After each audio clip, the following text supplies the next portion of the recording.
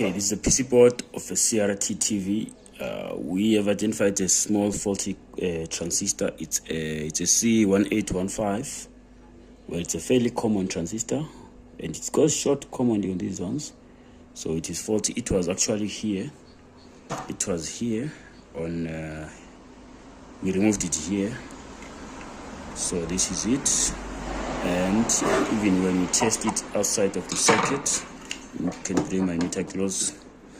Here goes my meter. So you can see here there is a short. You can see there. You can see here. Yeah, it's shorted.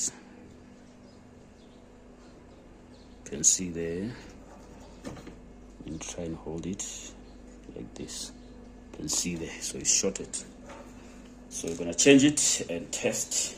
Actually, the other thing that we can do is, since we have removed the faulty part, you can flip the board over and go to where that part was, and then check whether the short has gone. Okay, so this transistor was here. You can see the legs. It was here and here and here. So now after removing it, we can just test. You can see there is no more short there. The short is gone. Okay, so we can change that, then we test after that.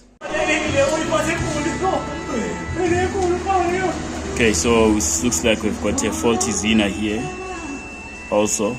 Remember, we replaced the transistor close by. So there is still a faulty zener because it's still chopping off the voltage. So this is the zener that is faulty. This is the zener. So let's try and see if we can find it and change it. Okay, so this is it. We have put the zener. So I guess these were the faulty components. So we have replaced them, and now let me power it on at the plug. Okay, now it's on. I can hear the sound of it.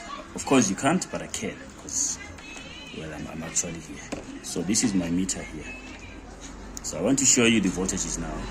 Now the voltages are stable. I'm able to get 11.9, which is probably for the speakers, and the 8 maybe, which is the one maybe for standby or something, which is actually reduced by this other diode here.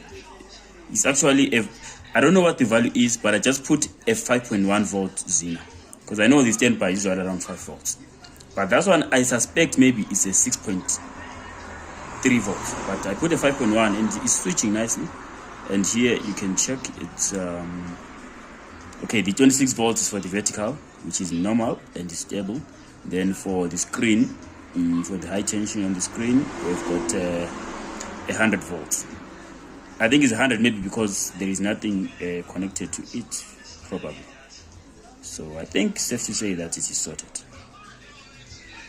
Okay, thanks for watching, guys.